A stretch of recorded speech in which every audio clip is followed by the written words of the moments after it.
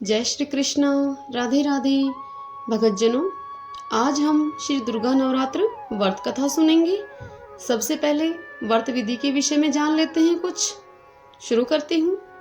इस व्रत में उपवास या फलाहार आदि का कोई विशेष नियम तो है नहीं। प्रातःकाल उठकर सवेरे स्नान करके स्वच्छ कपड़े पहनकर मंदिर में जाकर या फिर घर पर ही नवरात्रों में दुर्गा जी का ध्यान करके व्रत रखना चाहिए। तत्पश्चात कथा सुननी चाहिए या फिर पढ़नी चाहिए। कन्याओं के लिए यह व्रत अत्यंत ही विशेष फलदायक है। श्री जगदम्बा की कृपा से सब प्रकार के विघ्न बाधा यह व्रत करने से दूर होते हैं। कथा के अंत में बारंबार दुर्गा माता तेरी सदा ही जय हो ऐसा उच्चारण करना चाहिए। भगतजनों, अब नवरात्र व्रत कथा शुरू करती हूँ। बृहस्पति जी बोले, हे ब्रह्मा जी, आप अत्यंत बुद्धिमान, सर्वशास्त्र और चारों वेदों को जानने वालों में सबसे श्रेष्ठ हो। हे प्रभु, कृपा करके मेरा वचन सुनो। चैत्र, अश्विन, माघ और आषाढ़ के शुक्ल पक्ष में नवरात्र का व्रत और उत्सव क्यों किया जाता है? हे भगवान, इस व्रत का फल क्या है और किस प्रकार इस व्रत को करना उचित है? और पहले इस व्रत को किसने किया है, सब विस्तार पूर्वक से कहिए। तब बृहस्पति जी का ऐसा वचन सुनकर ब्रह्मा जी कहने लगे कि हे बृहस्पति, प्राणियों का हित करने की इच्छा से तुमने बहुत अच्छा ही प्रश्न किया है। जो मनुष्य मनोरथ पूर्ण करने वाली दुर्गा, महादेव, सूर्य और नारायण का ध्यान करते हैं, वे मनुष्य धन्य हैं। यह नवरात्र का व्रत संपूर्ण कामनाओं को पूर्ण करने वाला है। इसके करने से पुत्र चाहने वाले को पुत्र, धन चाहने वाले को धन और विद्या चाहने वाले को विद्या एवं सुख चाहने वाले को सुख मिलता है। इस व्रत के करने से रोगी मनुष्य का रोग दूर हो जाता है और कारागार में बंद हुआ मनुष्य बंधन से छूट जाता है। मनुष्य की समस्त विपत्तियां दूर हो जाती हैं और उसके घर में संपूर्ण संपत्तियां आकर उपस्थित हो जाती हैं। बंध्या और काक बंध्या के इस व्रत को करने से पुत्र पैदा हो जाता है। समस्त पापों को दूर करने वाले इस व्रत को करने से ऐसा कौन सा मनोरथ है जो सिद्ध नहीं हो सकता है? जो प्राणी इस अलभ्य मनुष्य देह को पाकर भी नवरात्र का व्रत नहीं करता है, वह अनेक प्रकार से दुखी रहता है। यदि व्रत करने वाला मनुष्य सारे दिन का उपवास न कर सके तो एक समय भोजन करे और उस दिन बांधवों के सहित मिलकर नवरात्र व्रत की कथा का श्रवण करे। हे बृहस्पति, जिसने सबसे पहले इस महाव्रत को किया, उसका पवित्र इतिहास मैं तुम्हें सुनाता हूँ। तुम सावधान होकर सुनो। अब इस प्रकार ब्रह्मा जी का वचन सुनकर बृहस्पति जी बोले, हे ब्राह्मण, मनुष्य का कल्याण करने वाले इस व्रत को कहो, मैं सावधान होकर सुन रहा हूँ। आपकी शरण में आए मुझ पर कृपा करो। ब्रह्मा जी बोले, पीठत मनोहर नगर में एक अनाथ नाम का एक ब्राह्मण रहता था। वह भगवती दुर्गा का भगत था। उसके संपूर्ण सद्गुणों से युक्त मानो ब्रह्मा की सबसे पहली रचना हो ऐसी यथार्थ नाम वाली सुमति नाम की एक अत्यंत ही सुंदर पुत्री उसके घर पैदा हुई। वह कन्या सुमति अपने पिता के घर बालकपन में अपनी सहेलियों के साथ क्रीड़ा करती हुई इस प्रकार बढ़ने लगी जैसे कि शुक्ल पक्ष का चंद्रमा बढ़ता है। उसका पिता प्रतिदिन जब दुर्गा जी की पूजा और होम किया करता, उस समय वह भी नियम पूर्वक वहां पर आकर उपस्थित होती थी। एक दिन वह सुमति अपनी सखियों के साथ खेलने लग गई और भगवती के पूजन में उपस्थित नहीं हुई।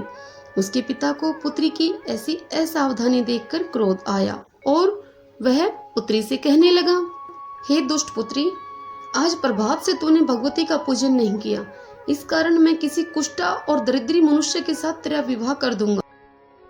इस प्रकार क्रोधित पिता के वचन सुनकर सुमति को बड़ा दुख हुआ और वह पिता से कहने लगी कि हे पिताजी, मैं तो आपकी कन्या हूँ, मैं सब तरह से ही आपके अधीन हूँ। जैसी आपकी इच्छा हो मेरा विवाह कर सकते हैं, पर होगा वही जो मेरे भाग्य में लिखा है। मेरा तो इस पर पूर्ण विश्वास है। मनुष्य न जाने कितने मनोरथों का चिंतन करता है, पर होता वही है जो उसके भाग्य में विधाता ने लिखा हुआ है। जो जैसा कार्य करता है उसको फल भी उसी कार्य के अनुसार ही मिलता है, क्योंकि कर्म करना मनुष्य के अधीन है पर फल देवता के अधीन है, अर्थात भगवान के अधीन है। जैसे अग्नि में पड़े तृणार्दी उसको अधिक प्रदीप्त कर देते हैं, उसी प्रकार अपनी कन्या के ऐसे निर्भयता से कहे हुए वचन सुनकर उस ब्राह्मण को और भी अधिक क्रोध आया।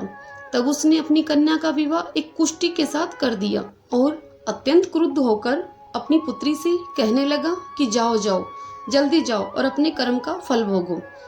मैं भी देखता हूँ भला भाग्य के भरोसे रहकर तुम क्या करती हो। इस प्रकार से कहे हुए पिता के कड़े वचनों को सुनकर सुमति मन में विचार करने लगी कि अहो, मेरा बड़ा दुर्भाग्य है जिससे कि मुझे ऐसा पति मिला। इस तरह अपने दुख का विचार करती हुई वह सुमति अपने पति के साथ वन में चली गई और बिहावने कुशायुक्त उस स्थान पर उन्होंने वह रात बड़े कष्ट से व्यतीत की। उस गरीब बालिका की ऐसी दशा को देखकर भगवती पूर्व पुण्य के प्रभाव से प्रकट होकर सुमति से कहने लगी कि हे दीन ब्राह्मणी, मैं तुम पर प्रसन्न हूँ, तुम जो चाहो सो वरदान मांग सकती हो, मैं प्रसन्न होने पर मनवांछित फल देने वाली हूँ। इस प्रकार भगवती दुर्गा का वचन सुनकर ब्राह्मणी कहने लगी कि आप कौन हैं जो मुझ पर प्रसन्न हुई हैं? यह सब मुझसे कहिए और अपनी कृपा दृष्टि से मुझ दीन दासी को कृतार्थ कीजिए। ऐसी ब्राह्मणी का वचन सुनकर देवी कहने लगी कि मैं आदिशक्ति हूँ और मैं ही ब्रह्मा, विद्या और सरस्वती हूँ। मैं प्रसन्न होने पर प्राणियों का दुख दूर करके उनको सुख प्रदान करती हूँ। हे ब्राह्मणी, मैं तुझ पर तेरे पूर्व जन्म के पुण्य के प्रताप से प्रसन्न हूँ। तुम्हारे पूर्व जन्म का वृत्तांत तुम्हें सुनाती हूँ, तुम सुनो। तू पूर्व जन्म में निषाद भील की स्त्री थी और अति पतिव्रता थी। एक दिन तेरे पति निषाद ने चोरी की और चोरी करने के कारण तुम दोनों को सिपाहियों ने पकड़ लिया और ले जाकर जेल खाने में कैद कर दिया। उन लोगों ने तुझे और तेरे पति को भोजन भी नहीं दिया। इस प्रकार नवरात्रों के दिनों में तुमने न कुछ खाया न कुछ पिया, इसलिए 9 दिन तक नवरात्र का व्रत हो गया तुम्हारा। हे ब्राह्मणी, उन दिनों में जो भी तुम्हारा व्रत हुआ, उस व्रत के प्रभाव से प्रसन्न होकर मैं तुम्हें मनवांछित फल दे रही हूँ। तुम्हारी जो इच्छा हो सो वर मांग लो। इस प्रकार दुर्गा के दिए वचन को सुनकर ब्राह्मणी बोली कि मैं आपको प्रणाम करती हूँ, कृपा करके मेरे पति के कोढ़ को दूर करो। तब देवी कहने लगी कि मैं उन दिनों में जो तुमने व्रत किया, उस व्रत के एक दिन का पुण्य अपने पति का कोढ़ दूर करने के लिए अर्पण कर दो। मेरे प्रभाव से तेरे पति का कोढ़ दूर हो जाएगा और वह सोने के समान शरीर वाला बन जाएगा। तब ब्रह्मा जी बोले कि इस प्रकार देवी के वचन सुनकर वह ब्राह्मणी बहुत प्रसन्न हुई और पति को निरोग करने की इच्छा से ठीक है ऐसे बोली। तब उसके पति का शरीर भगवती दुर्गा की कृपा से कुष्ठहीन होकर अति कांति युक्त हो गया, जिसकी कांति के समान चंद्रमा की कांति भी क्षीण हो जाती है।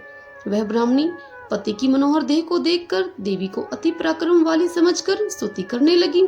हे दुर्गे, आप दुर्गति को दूर करने वाली, तीनों जगत का संताप हरने वाली हो, समस्त दुखों को दूर करने वाली हो, रोगी मनुष्य को निरोग करने वाली, प्रसन्न होने पर मनवांछित वस्तु देने वाली और दुष्ट मनुष्यों का नाश करने वाली हो। तुम ही सारे जगत की माता और पिता हो। हे अम्बे, मुझ निरअपराध अबला का मेरे पिता ने कुष्ठी मनुष्य के साथ विवाह करके मुझे घर से निकाल दिया। उनकी निकाली हुई मैं पृथ्वी पर घूमने लगी। आपने ही मेरा इस आपत्ति रूपी समुद्र से उद्धार किया है। हे देवी, मैं आपको प्रणाम करती हूँ, मुझ दिन की रक्षा करें। ब्रह्मा जी बोले, हे बृहस्पति, इसी प्रकार उस सुमति ने मन से देवी की बहुत स्तुति की, बहुत सारी स्तुति की और इसके द्वारा ही की हुई स्तुति को सुनकर सुमति पर देवी को बहुत संतोष हुआ और ब्राह्मणी से कहने लगी देवी माँ कि हे ब्राह्मणी, तेरे उदालक नाम का अति बुद्धिमान, कीर्तिमान और जितेंद्रिय पुत्र शीघ्र ही होगा। ऐसा कहकर वह देवी उस ब्राह्मणी से फिर कहने लगी कि हे ब्राह्मणी, और जो कुछ तेरी इच्छा हो वही मनवांछित वस्तु तू मांग सकती है। ऐसा भगवती दुर्गा का वचन सुनकर सुमति बोली कि हे दुर्गे माँ, अगर आप मुझ पर प्रसन्न हैं तो कृपा करके मुझे नवरात्र व्रत की विधि बताइए। हे दयामयी, जिस व्रत को करने से आप प्रसन्न होती हैं, उस विधि तथा उसके फल को मुझसे विस्तार पूर्वक कहिए। इस प्रकार ब्राह्मणी के कहे वचन को सुनकर माँ दुर्गा कहने लगी कि हे ब्राह्मणी, मैं संपूर्ण पापों को दूर करने वाली नवरात्र विधि बतलाती हूँ तुम्हें, जिसको करने से समस्त पापों से छूटकर मोक्ष की प्राप्ति हो जाती है। आश्विन मास में शुक्ल पक्ष की प्रतिपदा से लेकर 9 दिन तक विधि पूर्वक व्रत करें। यदि दिन भर का व्रत न कर सके तो एक समय भोजन करें। पढ़े लिखे ब्राह्मणों से पूछकर घट की स्थापना करें और वाटिका बनाकर उसको प्रतिदिन जल से सींचे। महाकाली, महालक्ष्मी और महासरस्वती की मूर्तियां बनाकर उनको नित्य विधि सहित पूजा करें और पुष्पों से विधि पूर्वक अर्घ दें। बिजोरा के फूल के द्वारा अर्घ देने से रूप की प्राप्ति होती है और जायफल से कीर्ति तथा दाख से कार्य की सिद्धि होती है। आंवले से सुख और केले से भूषण की प्राप्ति होती है। इस प्रकार फलों से अर्घ देकर यथाविधि हवन करें। खांड, घी, गेहूं, शहद, जौ, तिल, बिल्व, नारियल, दाख और कदम्ब से हवन करें। गेहूं से होम करने से लक्ष्मी की प्राप्ति होती है। खीर तथा चंपा के पुष्पों से धन तथा पत्तों से तेज एवं सुख की प्राप्ति होती है। आंवले से कीर्ति और केले से पुत्र होता है। कमल से राज सम्मान और दाखों से सुख और संपत्ति की प्राप्ति होती है। खांड, घी, नारियल, शहद, जौ और तिल इनसे तथा फलों से होम करने से मनवांछित वस्तु की प्राप्ति होती है। व्रत कहने वाला मनुष्य इस विधान से होम करके आचार्य को अत्यंत नम्रता के साथ प्रणाम करे और यज्ञ की सिद्धि के लिए उसे दक्षिणा दे। इस महाव्रत को पहले बताई हुई विधि के अनुसार जो करता है उसके सब मनोरथ पूर्ण हो जाते हैं। इसमें तनिक भी संशय नहीं है। इन 9 दिनों में जो कुछ दान आदि दिया जाता है उसका करोड़ों गुना फल मिलता है। इस नवरात्र का व्रत करने से ही अश्वमेघ यज्ञ का फल मिलता है। हे ब्राह्मणी, इस संपूर्ण कामनाओं को पूर्ण करने वाले उत्तम व्रत को तीर्थ, मंदिर अथवा घर में ही विधि के अनुसार किया जाना चाहिए। ब्रह्मा जी बोले, हे बृहस्पति, इस प्रकार ब्राह्मणी को व्रत की विधि और फल बताकर देवी अंतर्ध्यान हो गई। जो पुरुष या स्त्री इस व्रत को भक्ति पूर्वक करता है वह इस लोक में सुख भोग कर अंत में दुर्लभ मोक्ष को प्राप्त होता है। हे बृहस्पति, ये दुर्लभ व्रत का महात्म्य मैंने तुम्हारे लिए बतलाया है। ऐसे ब्रह्मा जी के वचन सुनकर बृहस्पति जी आनंद के कारण रोमांचित हो गए और ब्रह्मा जी से कहने लगे कि हे ब्राह्मण, आपने मुझ पर अति कृपा की। जो अमृत के समान इस व्रत का मुझे महात्म आपने बतलाया। हे प्रभु, आपके बिना और कौन इस महात्म को मुझे सुना सकता है। ऐसे बृहस्पति जी के वचन सुनकर ब्रह्मा जी बोले, हे बृहस्पति, तुमने सब प्राणियों का हित करने वाले इस अलौकिक व्रत को पूछा, इसलिए तुम धन्य हो। यह भगवती शक्ति संपूर्ण लोकों को पालन करने वाली है। इस महादेवी के प्रभाव को कौन जान सकता है। हे दुर्गा माँ, तेरी सदा ही जय हो। भक्तजनों, कथा सुनने के बाद आपको भी यह जयकारा लगाना चाहिए। नवरात्र के दिनों में यदि व्रत न भी करें तब भी यह कथा सुनना अथवा पढ़ना आपके लिए विशेष पुण्यदायी सिद्ध होगा। जय श्री कृष्णा। राधे राधे।